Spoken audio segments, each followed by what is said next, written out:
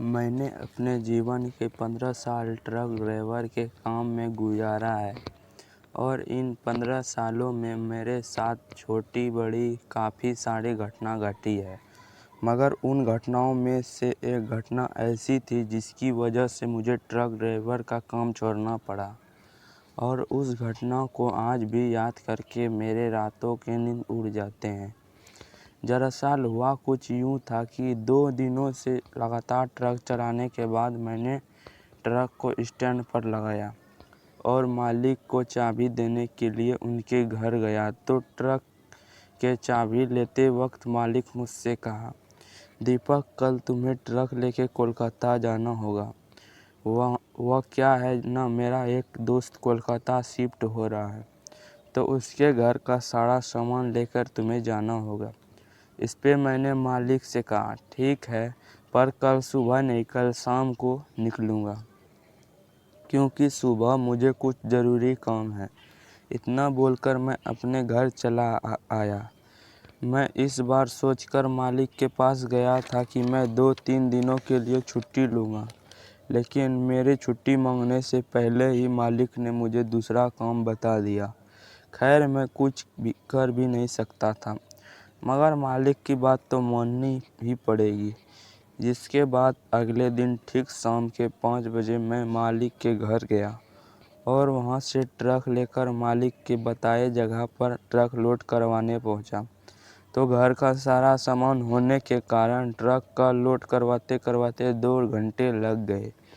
जिसके बाद ठीक शाम के 7 बजे मैं ट्रक लेके कोलकाता जाने के लिए रवाना हो गया।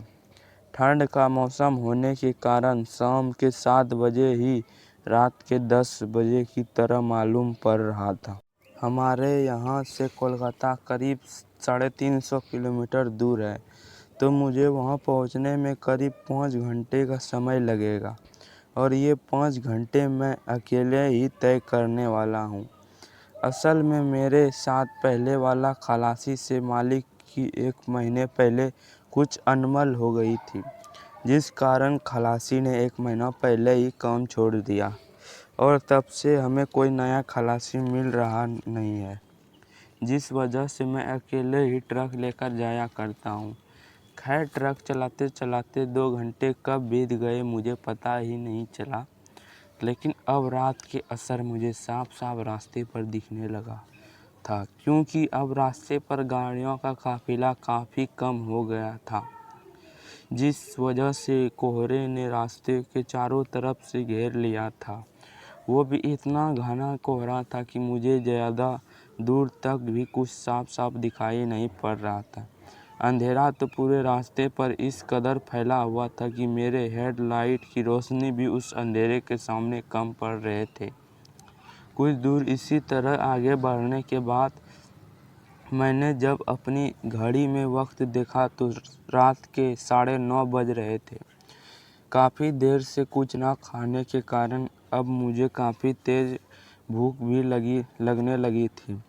तो मैं ट्रक में कुछ देर के लिए रास्ते के एक किनारे पर रुका और घर से लाए खानों को खाने लगा। तकरीबन 15 मिनट खाना पीना खाने के बाद मैंने वापस से ट्रक को भगाने लगा। काफ़ी ठंड होने की वजह से मैंने ट्रक की सारी खिड़कियां बंद कर ली थी ताकि ठंडी ठंडी हवाएं ट्रक के अंदर आ सके। अभी मैं ट्रक चला ही रहा था कि तभी मुझे याद आया कि एक शॉर्टकट रास्ता है जिससे मैं 1 घंटे पहले कोलकाता पहुंच जाऊंगा, और ये सोचते ही मैंने ट्रक को उस रास्ते पर ले लिया।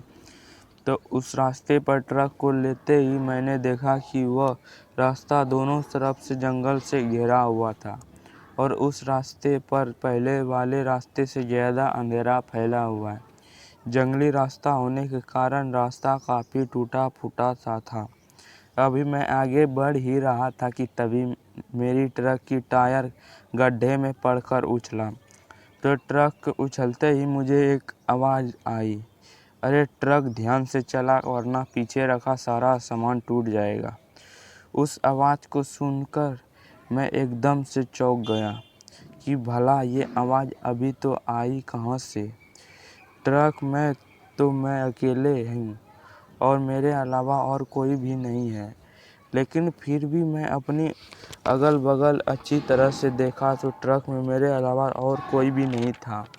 खैर मैं इसे अपनी वहम मान कर आगे बढ़ने लगा।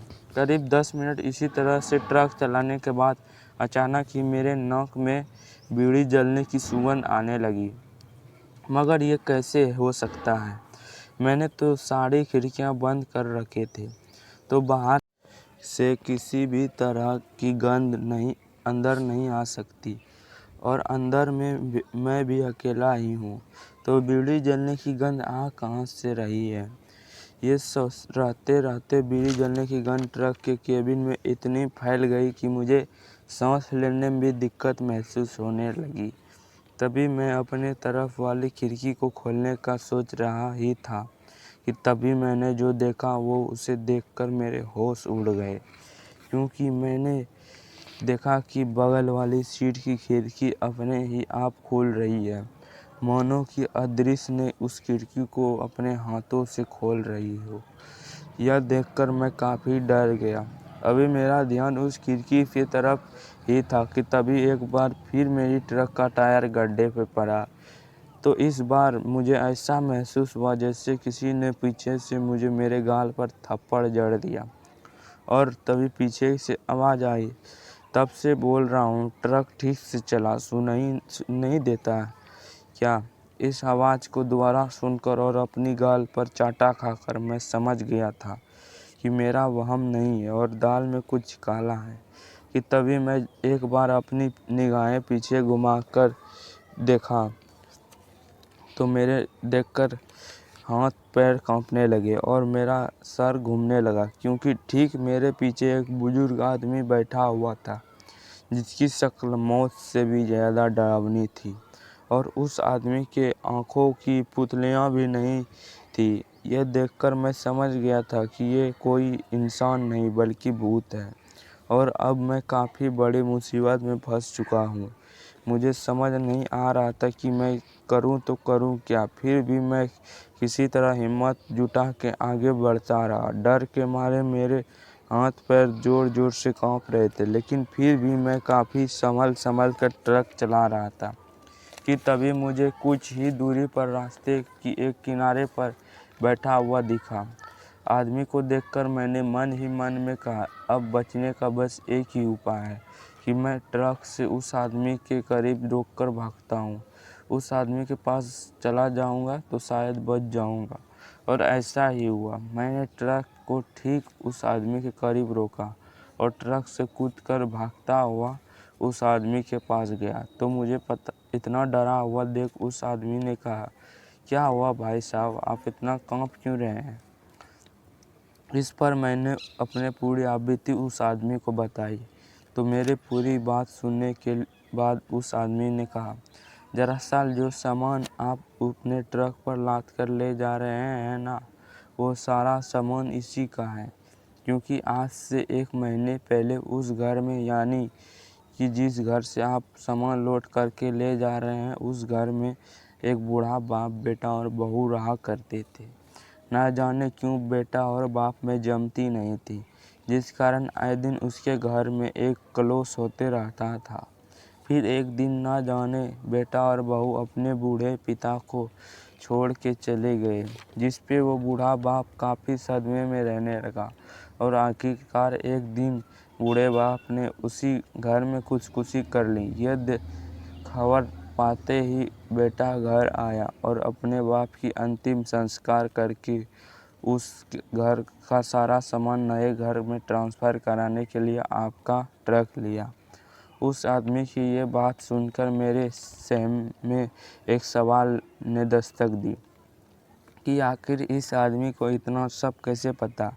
मैं तो अपने शहर से 250 किलोमीटर दूर हूँ और वो घर भी तो मेरे ही शहर में है।